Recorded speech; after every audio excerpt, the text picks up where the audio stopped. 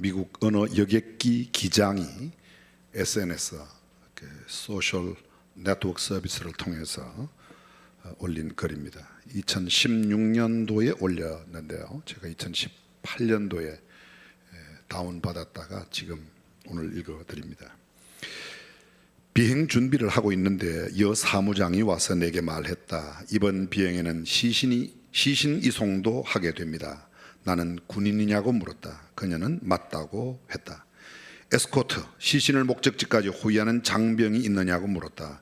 그녀는 에스코트가 있으며 이미 좌석 번호를 배정했다고 대답했다. 나는 에스코트의 탑승 수속을 우선 실시하여 조종실로 모시고 오도록 했다. 얼마 지나지 않아 젊은 병장 한 명이 조종실로 들어왔다. 그는 매우 단정하게 군복을 차려입은 상태였다. 그는 자신을 소개했고 나는 그가 에스코트하는 시신에 대해 물었다. 이렇게 순직 전사한 군인을 호위하는 에스코트들은 마치 그들이 아직 살아있는 것처럼 말하곤 했다. 그분은 지금 고향 버지니아로 돌아가시는 중이십니다 라고 에스코트가 말했다. 나는 몇 가지 더 물어봤고 그는 간단 명료하게 대답했다. 추가적으로 더 해줄 수 있는 것이 있냐고 물어봤으나 그는 괜찮다고 대답했다. 나는 그에게 군에서 가장 힘든 일 중 하나를 하는 것 같으며 전사한 장병과 그들의 가족을 돌아보는 일을 하는 것에 감사하다고 했다. 나와 부기장은 일어나서 그에게 악수를 청했고 이후 그는 자신의 자리를 찾아 조종실을 나섰다. 우리는 비행 전 점검을 끝내고 아무 이상 없이 출발했다. 비행한 지 30분쯤 지나자 객실의 사무장에게서 전화가 왔다. 전사한 장병의 가족도 지금 항공기에 같이 타고 있는 것을 확인했습니다 라고 그녀는 말했다. 계속해서 그녀는 그들이 전사한 장병의 아버지, 어머니, 아내 그리고 2살 난 딸이라는 것을 말해주었다. 가족은 이륙 전 아들의 관이 항공기에 탑재되는 것을 보지 못해 속상해하고 있었다. 다음 기착지는 굉장히 크고 부산한 연결공항으로 그 가족은 거기서 4시간 기다린 후 버지니아로 가는 비행기로 갈아탈 예정이었다. 장병의 아버지는 승무원에게 자신의 아들이 화물칸에 있음에도 한 번도 보지 못한 것이 너무 가슴 아파 견디기가 힘들다고 호소했다. 그리고 공항에 도착했을 때 아들을 볼 수 있는 방법이 없겠냐고 물었다. 가족들은 화물칸에서 아들의 관을 꺼낼 때 이를 옆에서 지켜볼 수 있게 되기를 희망하고 있었다. 나는 이를 전하며 조치 방법이 없겠냐고 질문하는 사무장의 목소리에서 절박함을 느낄 수 있었다. 나는 알아본 후 다시 연락을 주겠다고 했다. 비행 중 회사와의 통신은 주로 이메일 같은 메시지로 이루어지곤 했다. 나는 이를 사용하지 않고 보조 음성 통신망을 사용해서 곧바로 운항 관제사에게 연락하기로 했다. 나는 운항 관제사에게 직접 교신하면서 상황을 설명하고 가족의 요청 사항을 설명했다. 그는 알겠다고 하고 다시 연락을 주겠다고 했다. 2시간이 흐른 뒤에는 운항 관제사는 답변을 주지 않았다. 지금 조금 있으면 바빠질 시간이 되기 때문에 그 전에 가족들에게 뭐라고 전해야 할지 확인해야 했다. 나는 문자 메시지로 요청 사항에 대해 진행 현황을 요청했다. 운항 관제사는 다음과 같이 답변해 왔다. 기장님, 답변이 늦어서 죄송합니다. 이런 상황에 대한 지침이 있어서 몇 가지 확인해야 했습니다. 항공기가 도착하면 별도의 에스코트 팀이 대기하다가 마중 나갈 것입니다. 이 팀이 가족분들을 램프를 통해 항공기 옆으로 모실 것입니다. 미니밴 한 대가 시신을 운반하고 한 대는 가족들을 태울 것입니다. 가족들은 램프에 있는 시신을 지켜볼 수 있는 터미널 안에 가족만을 위한 공간으로 에스코트 될 것입니다. 연결 항공편이 도착하면 가족들은 다시 램프로 에스코트되어 마지막 항공기에 시신이 실리는 것을 볼 수 있게 할 것입니다. 기장님, 여기 관제실 요원 대부분은 참전 용사들입니다. 가족들에게 위로의 말씀을 전해주시기 바랍니다. 감사합니다. 나는 관제실에 수고했고 고맙다는 메시지를 보냈다. 또 이 메시지를 프린트하여 사무장을 시켜 전사한 장병의 아버지에게 전해주도록 했다. 사무장은 자기 일처럼 고마워하며 가족들이 매우 기뻐할 것이라고 했다. 착륙을 위한 강하를 시작하며 바빠졌다. 착륙 후에는 바로 활주로를 벗어나 램프가 있는 곳으로 다가갔다. 램프는 15개의 게이트가 양쪽으로 줄지어 있는 바쁘고 복잡한 곳이다. 우리가 램프를 들었으며 램프 관제사와 교신하자 그는 모든 항공기가 우리를 위해 홀드되어 있다는 것을 알려줬다. 이 비행기가 먼저 가도록 다른 모든 비행기를 세워두었다는 겁니다. 그는 가족들을 에스코트할 팀도 대기 중이라고 했다. 모든 것이 제대로 진행되고 있었다. 그러나 나는 안전벨트 표시를 끄는 순간 모든 승객들이 일어서서 자기 물건을 챙길 것이기 때문에 전사한 장병의 가족들이 빨리 내리지 못하게 될 것이라는 것을 알아차렸다. 우리가 내려야 할 게이트에 다다르자 부기장을 시켜 램프 관제사에게 승객들에게 방송을 하기 위해 게이트 전에 잠시 정지한다고 전달하게 했다. 램프 관제사는 천천히 해도 좋다는 답변을 보내왔다. 나는 항공기를 정지시키고 파킹 브레이크를 걸었다. 곧바로 기내 방송 버튼을 눌렀다. 신사숙녀 여러분, 저는 이 항공기의 기장입니다. 저는 특별한 전달 사항이 있어 게이트 전에 항공기를 잠시 정지시켰습니다. 이 항공기에는 우리의 존경과 존중을 받아야 할 마땅한 승객이 있습니다. 그는 얼마 전 목숨을 잃은 아무아무개 이병이며 지금 여러분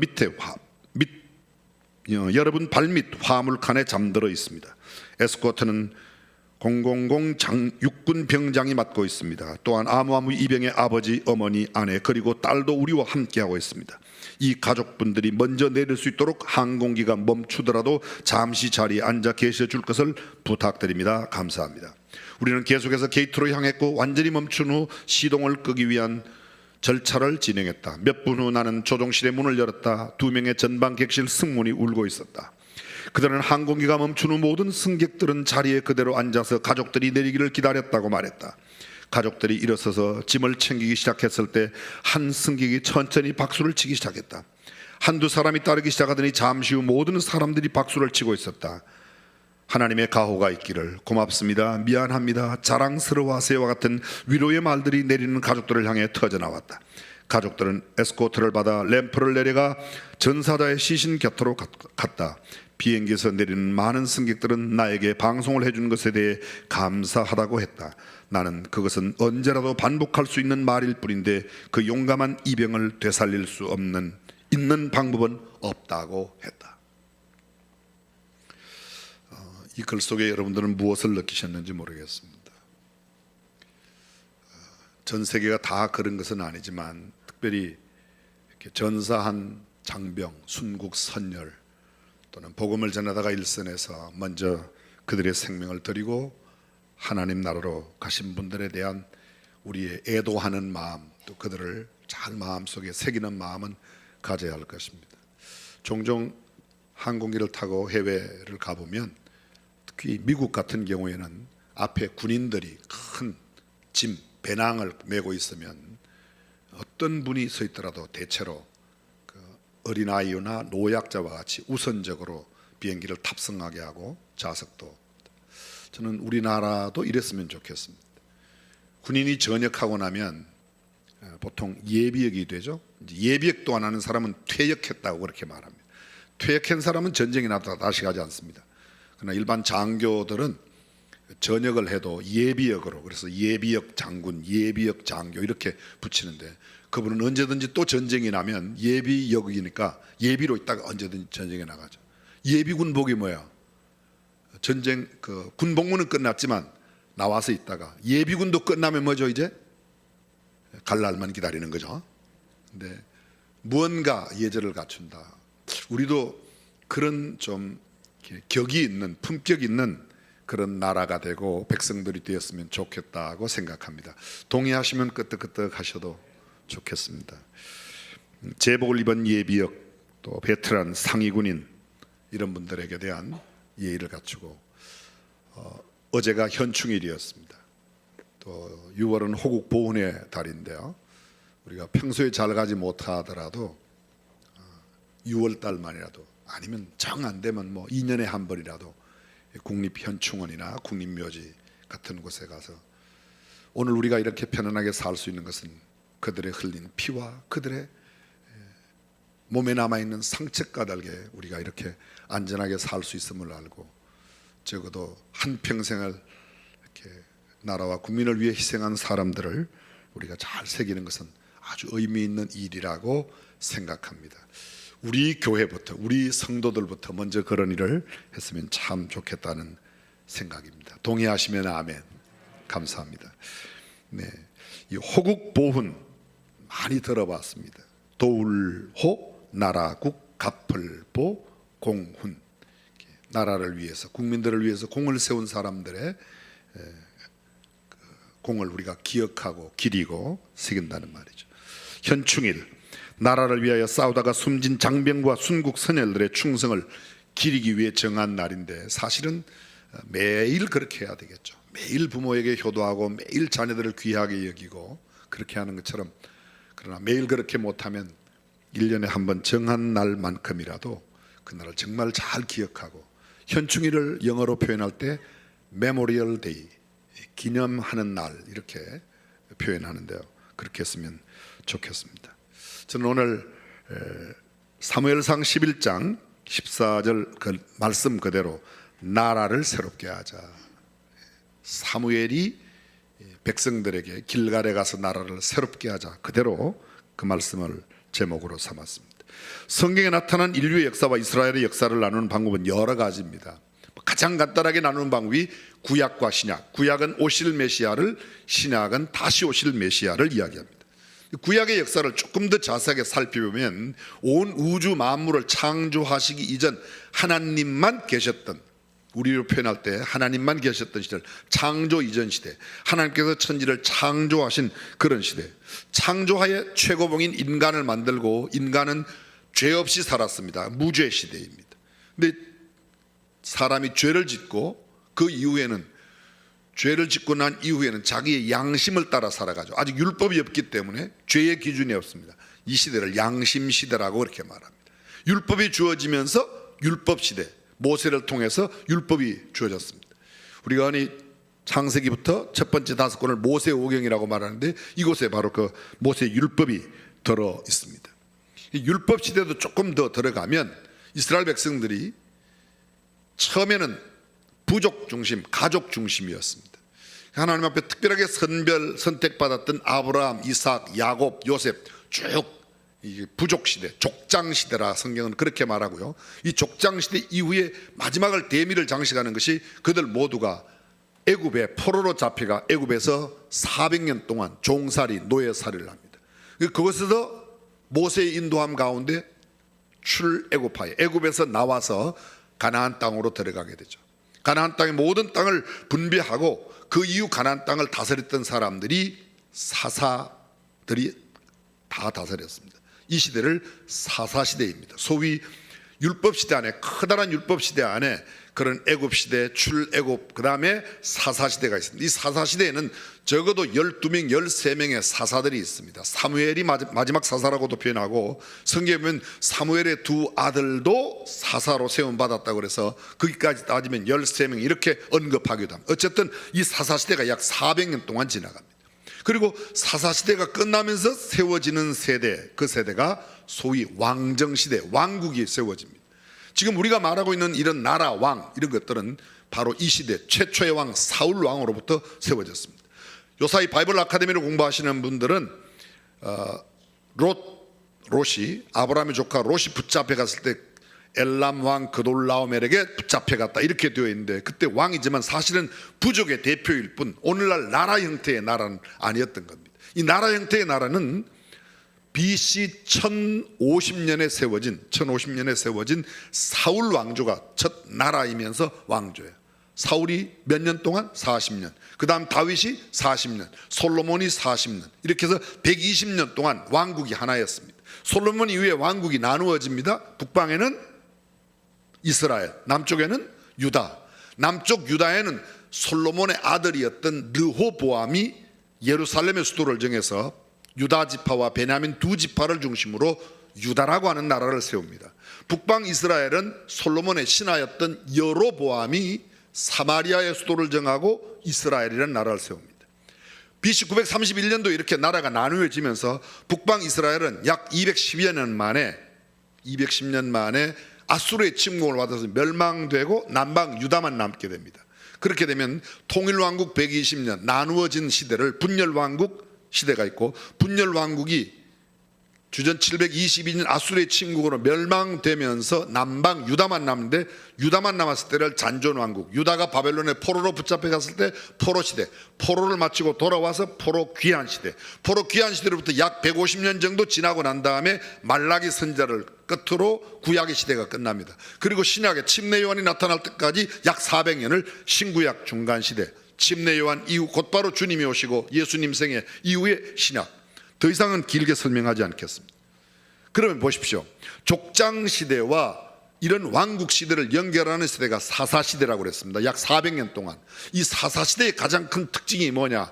성경은 이렇게 설명하고 있습니다. 사사기 17장 6절, 그때에는 이스라엘의 왕이 없으므로 사람마다 자기 소견에 옳은 대로 행하였더라. 사사기 21장 25절이 사사기의 맨 마지막 장입니다. 맨 마지막 절이에요. 그때에 이스라엘의 왕이 없으므로 사람이 각각 그 소견에 옳은 대로 행하였더라. 사사시대의 특징이 뭐예요? 왕이 없었기 때문에 사람들이 자기의 소견에 옳은 대로 행하였다는 겁니다. 사사시대가 어떠한 시대입니까? 이스라엘 백성들이 하나님의 말씀을 저버리고 떠나가면 하나님께서 사사들을 보내어서 메시지를 전하고 그들이 회개하고 돌아오면 회복시키십니다. 회복되어 또 안일하게 평안하게 살다가 또 그들이 죄를 짓고 또 타락하면 또 사사를 보내어서 이렇게 해서 이런 시대가 계속해서 반복되어 약 400년 동안 되는 겁니다. 근데 왕이 없으므로 그들은 왕을 사모하는 왕정제도를 원합니다.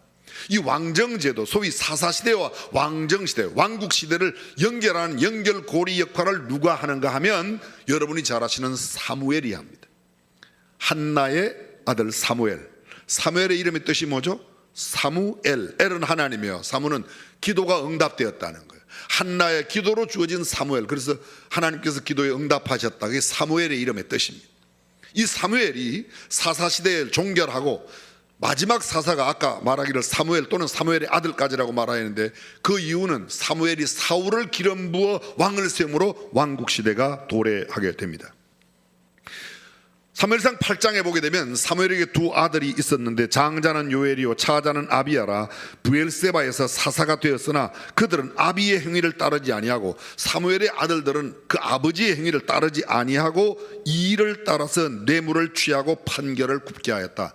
사사 가운데 마지막 사사가 아주 좋지 않은 그런 사사로서 이때 이스라엘 모든 백성의 장로들이 사무엘에게 나옵니다. 요청합니다. 당신은 늙고 당신의 아들들은 당신의 행위를 따르지 아니하니 열방과 같이 우리에게도 왕을 세워 우리를 다스리게 하소서. 열방과 같이, 이 열방은 하나님을 알지 못하는 하나님의 백성 이외의 나라. 근데 하나님의 백성인 그들이 하나님이 우리를 통치하시는 왕이신데도 하나님의 왕됨을, 하나님의 왕권을 인정치 아니하고 열방들이 가지고 있는 왕권이 부러워 보이는 겁니다. 그래서 열방들처럼 우리도 왕을 세워달라고 이야기를 하는 겁니다. 우리에게 왕을 세워 우리를 다스리게 하소서 한지라, 우리에게 왕을 주어 우리를 다스리게 하라 한 것을 사무엘이 기뻐하지 아니하여 여호와께 아뢰었습니다. 그 이야기를 듣고 사무엘이 하나님께 아뢰었더니 여호와께서 사무엘에게 말씀합니다. 백성이 내게 한 말을 다 들으라. 그들이 너를 버림이 아니요 나를 버려 자기들의 왕이 되지 못하게 합니다. 그들이 나를 버려 내가, 여호와인 내가 왕이 되지 못하게 한다. 하나님의 왕권을 부인합니다. 그것이 바로 이스라엘 백성들의 잘못이라는 거죠. 그들은 모든 행사로 나를 버리고 다른 신들을 섬김같이 내게도 그리하는다. 그러므로 너는 그들의 말을 듣되 음히 경계하고 그들을 다스릴 왕의 제도를 알게 하라. 이 순간에 우리가 하나 중요하게 물어야 하는 질문이 있습니다. 이스라엘 백성들은 더 이상 하나님이 우리의 왕이 아닙니다. 우리에게도 왕을 주십시오, 세상 사람들처럼. 자, 여러분들에게 왕은 누구이십니까? 내 삶에 누가 왕입니까? 내 삶과 내 생각과 내 모든 생활을 지배하고 통치하는 최고의 주권자가 누구예요? 하나님이에요? 아니면 나예요? 하나님이에요? 아니면 돈이에요? 하나님이에요? 아니면 세상 권력이에요? 이스라엘 백성들은 지금 하나님을 버렸습니다. 사무엘이 이야기했더니 그 백성들이 너를 버림이 아니라 나를 버리고 나로 왕이 되지 못하게 하였다. 8장 11절입니다. 왕들은 너희가 왕을 세우면, 왕을 원하는데 왕을 세우면 왕 제도는 이러한 거야. 들어보십시오. 왕들은 너희 아들들을 취하여 병거와 말을 어겁게 하고, 왕들은 너희 아들들을 취하여 1000부장 50부장을 두어 밭을 갈게 하고 추수하게 할 것이요, 왕의 병기와 병거의 제구를 만들게 할 것이며, 또 왕은 너희 딸들을 취하여 향료를 만들게 하고 요리하는 자와 떡 굽는 자를 삼고, 또 너희 밭과 포도원과 감람원의 제일 좋은 것을 취하여 신하들에게 줄 것이며, 곡식과 포도원 소산의 11조를 취하여 자기의 신하와 관리에게 줄 것이며, 또 그가 너희 노비와 가장 아름다운 소년과 나귀들을 취하여 자기 일을 시킬 것이며, 너희 양떼의 10분의 1을 취하여 너희가 그 종이 될 것이라. 그날에 너희가 너희 택한 왕을 인하여 부르짖되 너희 여호와께서 응답지 아니하시리라. 너희가 왕을 원한다고 그 왕이 세워지면 너희의 자녀들은, 너희의 아들들은 그 왕을 위하는 다 종들이 될 거다.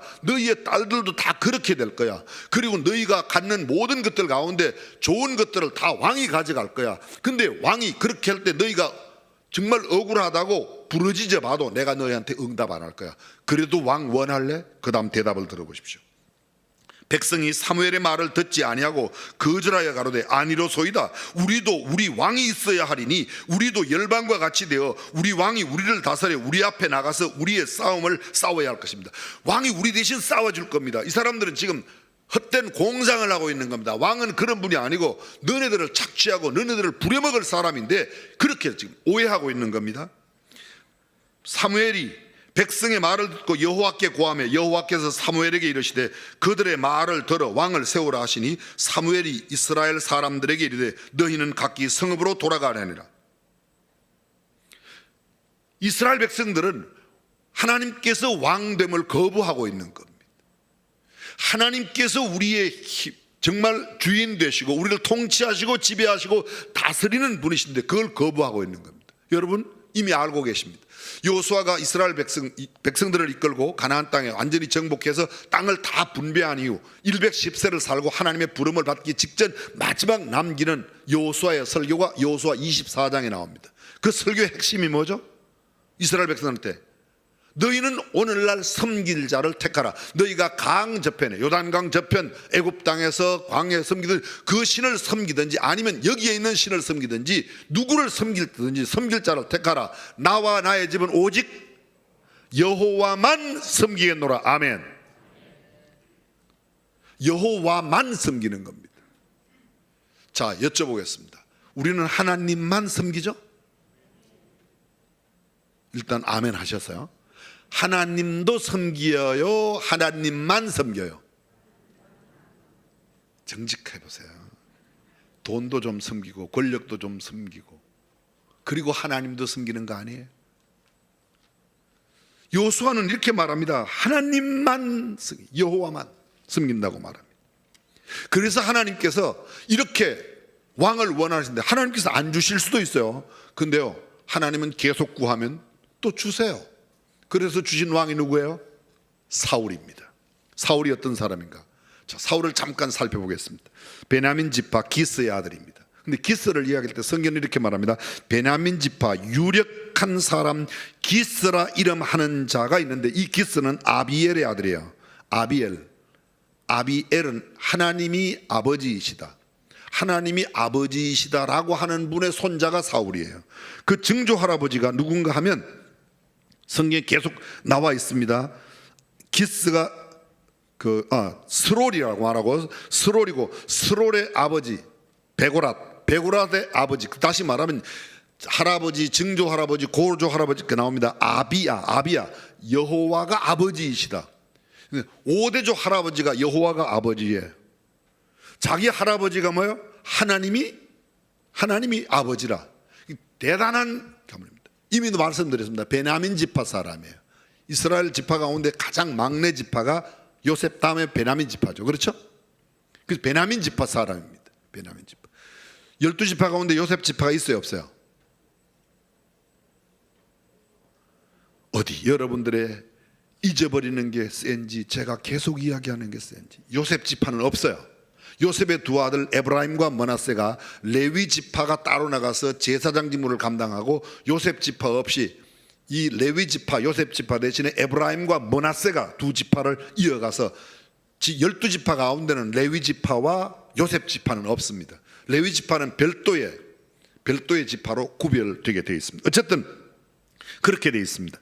근데 이 기스의 아들로 태어난 사울의 모습이 성경은 이렇게 말합니다. 사울은 준수한 소년이요 이스라엘 중 그보다 준수한 자가 없고, 다시 말하면 이스라엘 중에서 가장 준수한 자입니다. 키는 모든 백성보다 어깨 위나 더하였습니다. 기골이 장대합니다. 근데 이 기스가 잃어버린 암나기들을 찾기 위해서 사울이 나가는 모습이 사무엘상에 아주 자세하게 기록되어 있습니다. 어디 가서 찾는가? 에브라임 산지, 살리사 땅, 사알림 땅, 베냐민 땅 두루 찾고 숲 땅에까지 찾으러 갑니다. 요새 말로 말하면 양을 잃어버린 것은 수원인데 양을 찾으러 안산도 가고 시흥도 가고 오산도 가고 평택 가고 주위까지 막 갔다는 겁니다. 근데 숲 땅에 갔었을 때에 사울이 이렇게 생각해요. 내가 이렇게 맨날 암나귀, 아버지가 잃어버린 암나귀를 찾다가 이렇게 오랫동안 집에 안 들어가면 아버지가 이제는 암나귀 걱정하는 게 아니라 아들 걱정 안 해야겠는가, 이런 생각을 합니다. 아버지가 무엇을 염려하는가를 생각하는 아주 효성이 지극한 아들이 사울이에요. 근데 사울과 함께 갔던 사환이 이야기합니다. 주인님, 이 숲 땅에 하나님의 사람이 있습니다. 그분에게 가서 물어보면 좀 어떻겠습니까? 거기 누가 살고 있는가 하면 사무엘이 살고 있는 거예요. 그랬더니 그럼 가자. 그런데 야, 우리가 암나귀 찾아오느라고 아무것도 준비해온 게 없잖아. 하나님의 사람을 만나려면 뭔가 선물을 드려야 될까 아이가? 예물을 드릴까? 여기 있습니다. 은 4분의 1 세켈을 가지고 사무엘에게 갑니다. 그런데 이런 일이 사무엘에게 일어나는 동시에 하나님께서 사무엘에게 얘기합니다. 내일 너를 찾아오는 사람이 있다. 너 그 사람을 택해서 이스라엘 왕을 삼으라고 합니다. 그 다음날 사무엘이 하나님 앞에 제사하는 시간이 있고 회중들의 모이는 시간이 있어 가는데 그 길에서 만나게 됩니다. 사울을 만나게 됩니다. 사울은 이미 하나님의 그 사환과 함께 이야기를 했고 사무엘은 이미 하나님과 이미 지시를 받았습니다. 가서 만났습니다. 함께 가서 사람들한테 이야기를 하고 밥상을 차려놓았는데 사무엘이 이렇게 말합니다. 내가 준비한 것을 가지고 와라. 그게 뭔가 하면 넓적다리와 넓적다리에 붙은, 이 자세한 설명은 성경에 다 나와 있으니까 어쨌든 그걸 갖고 사울 앞에 주는 겁니다. 사람들이 모두 이상합니다. 도대체 저가 누구 이게? 그리고 이 사람이 왕이 될 것이라고 훗날 세움받아서 왕위에 오르게 됩니다. 왕위에 오르기 직전 상황이 아주 복잡한 게 많이 있는데 제가 한 가지만 여러분에게 더 소개하면, 사람들이 사무엘이 기름병을 취하여 사울에게 붓고 사울을 왕 삼았을 때 무슨 사울이 왕이 되겠냐, 말도 안 된다, 이건 안 된다, 부정하는 사람이 있었습니다. 다른 사람, 어쩌면 우리 가족 가운데서 우리 지파의 사람 가운데서 왕이 되어야 될 터인데 서로 그런 암투가 일어나니까 부인했습니다. 근데 사울이 암몬의 침공에 왔을 때 암몬을 싸그리 멸합니다. 그리고 승리합니다. 누가 사울이 왕 못 된다고 그랬어? 그리하여 왕으로 세움받게 되는데요, 왕이 세움받을 때의 나이가 사무엘상 13장 1절에 보면 사울이 40살에 왕위에 올라갔습니다. 잠깐만요, 다윗은 몇 살에 왕이 되었죠? 30세에 왕이 되었어요. 사울은 40세에 왕이 됐어요. 40년 동안 왕위에 있었습니다. 사울이 얼마나 하나님의 말씀을 잘 지켰는지 이때 정말. 그리고 사무엘을 통해서 그 준수하고 그 빼어난 외모를 갖고 뼈대 있는 신앙의 가문에서 태어난 사울을 왕 삼았습니다. 이때까지 정말 승승장구했습니다. 자, 여러분, 성경은 우리에게 이렇게 말하고 있습니다. 여러분이 잘 알고 우리가 누차 나누었던 말씀, 이러한 백성은 복이 있나니 여호와를 자기 하나님으로 삼는 백성은 복이 있도다. 아파트 사라고 그럴 때만 아멘 하시지 말고 다시 한번요. 시편 33편 12절, 여호와를 자기 하나님을 삼은 나라 곧 하나님의 기업으로 빼신 바 된 백성은 복이 있도다. 아멘. 똑같은 내용의 시편 144편 15절입니다. 이러한 백성은 복이 있나니 여호와를 자기 하나님으로 삼는 백성은 복이 있도다. 하나님을, 여호와를 하나님으로, 하나님이 뭐라고 그랬죠? 큰 힘. 여호와가 나의 큰 힘입니다. 여호와가 나의 의지요, 여호와가 나의 방패요, 여호와가 나의 요새요, 여호와께서 내 주인이 되신다, 내 통치자가 되신다. 할렐루야. 그렇게 삼는 사람들은 복이 있고 하나님께서 그들을 지키신다고. 다시 여쭤봅니다. 여러분은 누가 여러분을 지켜주신다고 믿습니까? 제가 이런 설교를 얼마 전에 했어요. 어떤 기자가 제 설교를 듣고 한 방 나왔어요. 제가 그때 이렇게 설교했거든요. 여러분, 여의도에도 큰 소망이 없습니다.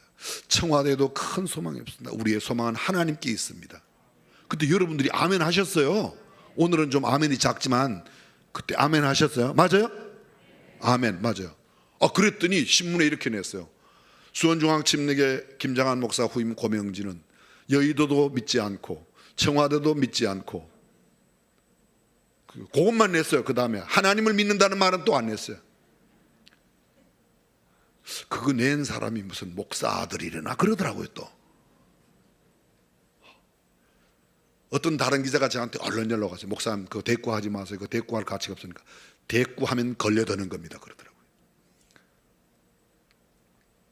저는 지금도 그렇게 믿고 있습니다.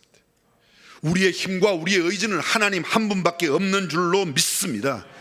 세상에 많은 사람들이 세상 권력, 19세기에 이성을 믿었습니다. 그런데 20세기가 되면서 이 인간의 이성으로 막을 수 있다고 그렇게도 믿어왔던 전쟁 막아내지 못했습니다. 1차 세계대전, 2차 세계대전, 이성이 아니다. 한때 사람들이 핵무기가 힘이 있다고 믿었습니다. 지금도 핵무기가 힘이라고 믿는 사람이 있어요. 요 북쪽에 가만히 있어요. 핵무기가 힘이 아닙니다. 세상의 부귀가 큰 돈이 힘이라고 믿는 사람들이 미국의 동부에서 금을 찾아서, 이게 소위 골드러시라는 겁니다. 골드러시란 말이 거기서 생기는 거예요. 금을 캐러 왔던 거, 금이 우리의 힘이 아닙니다. 하나님 부르시면 아무리 많은 금이라도 다 두고 떠날 수밖에 없고, 오직 우리의 생명의 주관자요 나라를 지배하고 통치하고 다스리는 분은 하나님 한 분이신 줄로 믿습니다. 그렇습니다. 사람을 의지하면 되지 않는다. 우리는 보지 않습니까? 인간이 얼마나 연약한 한계성을 갖고 있고 얼마나 죄악성을 갖고 있는지. 이스라엘 백성들이 하나님이 내가 너희의 하나님이라고, 여호와께서 내가 너희 하나님. 우리 여호와 필요 없습니다. 이제는 우리도 눈에 보이는 왕을 주십시오. 우리 대신 나가 싸울 왕을 주십시오. 세상의 사람들, 예수 믿는 사람들도 하나님만 섬기는 게 아니라 하나님과 재물을 겸하여 섬기고 있습니다. 사랑하는 성도 여러분, 하나님을 향한 전심이 변치 마시기를 주님의 이름으로 축원합니다. 사울의 탁월함과 사울의 준수함, 탁월한 능력, 외모, 빼어난 모든 것들, 그러나 하나님 앞에 무용지물입니다. 마지막으로 저는 이 말씀을 하고 말씀을 하죠. 사울이 버림받았어요. 사울이 왜 버림받았어요? 사무엘을 통해서 이렇게 말씀하십니다. 왕이 여호와의 말씀을 귀하게 여길 때 하나님께서 왕을 귀하게 여기셨습니다.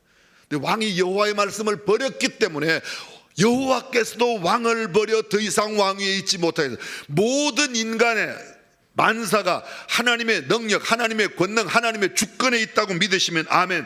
그렇습니다. 여호와께 철저한 순종만이 나라를 새롭게 하는, 하나님만 의지하는 것이 나라를 새롭게 하는 것인 줄로 믿습니다. 제가 조금 전에 소개했던 말씀이 시편 33편 12절이에요 10절 말씀부터 읽어보겠습니다.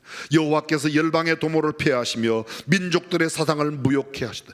열방의 도모, 민족들의 사상을 여호와께서 다 무욕케 하신다. 여호와의 도모는 영영이 서고 그 심사는 대대에 이르다. 여호와의 도모, 여호와의 계획, 여호와의 꾀, 여호와의 지혜가 영원히 서는 줄로 믿습니다. 12절, 여호와로 자기 하나님을 삼은 나라 곧 하나님의 기업으로 빼신 바 된 백성은 복이 있도다. 할렐루야. 저는 우리 대한민국이 하나님께 선택받고 하나님께서 인정하시고 하나님께 복받는 귀한 민족, 귀한 나라 되기를 주님의 이름으로 축원합니다. 여호와께서 하늘에서 감찰하사 모든 인생을 보시며, 여호와가 보세요. 곧 그 거하신 곳에서 세상의 모든 거민을 하감하시도다. 저는 일반의 마음을 지으시며 저희 모든 행사를 감찰하시는 자로다. 많은 군대로 구원 얻은 왕이 없으며, 잘 보십시오. 많은 군대로, 군사력 강화가 이 나라를 보호함이 아니라는 거예요. 용사가 힘이 커도 스스로 구하지 못하는도다. 구원함의 말은 헛것이며 그 큰 힘으로 구하지 못하도다. 군대의 힘, 용사의 큰 힘이 우리를 구원하지 못하고 오직 여호와의 힘, 하나님의 힘이 우리를 구원하실 줄로 믿습니다. 여호와는 그 경외하는 자 곧 그 인자심을 바라는 자를 살피사 저희 영혼을 사망에서 건지시며 저희를 기근시에 살게 하시는도다. 우리 영혼이 여호와를 바라며 저는 우리의 도움과 방패시로다. 우리 마음이 저를 즐거워하며 우리가 그 성호를 의지한 영고로다. 여호와여, 우리가 주께 바라는 대로 주의 인자심을 우리에게 베푸소서. 하나님만 의지하고 하나님만 바라며 우리 대한민국의 모든 안녕, 질서, 번영을 하나님께 의탁하는 저와 여러분들이 될 수 있기를 주님의 이름으로 축원합니다. 기도하겠습니다.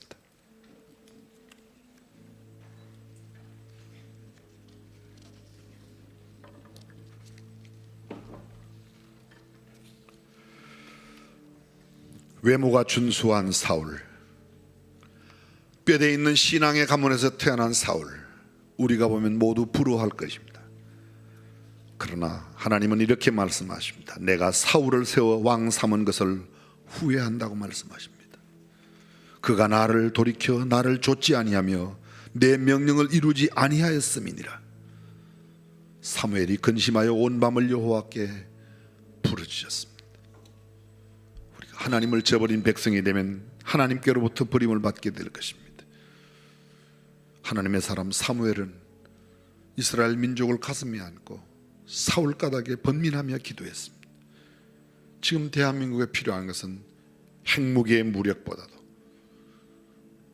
세상의 어떤 경제력보다도 우리 하나님의 힘과 능력이 필요한 때가 아닐까요? 이 시간 우리 짧은 기도이지만 하나님, 우리 대한민국을 주께서 긍휼히 여겨 주옵소서.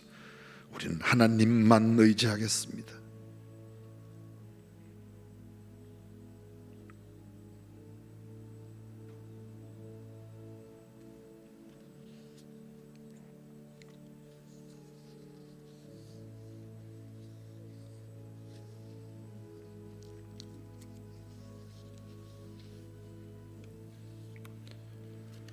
나라와 국민을 위해 희생한 사람들의 그 희생 얼마든지 고귀하게 인정받아야 될 것입니다. 존중받아 마땅합니다. 우리를 참으로 지키시는 분이 하나님이심을 알고 하나님께 겸허히 하나님의 도우심을 구하는 우리 대한민국, 또 저와 여러분이 되었으면 좋겠습니다. 전능하신 우리 하나님, 인간의 생각, 인간의 능력, 인간의 지혜를 의지하지 말고 하나님만 의지하고 하나님만 의뢰하는 우리 대한민국, 우리 백성, 우리 성도들이 되게 하여 주옵소서. 우리 주님 예수님의 이름으로 기도합니다. 아멘.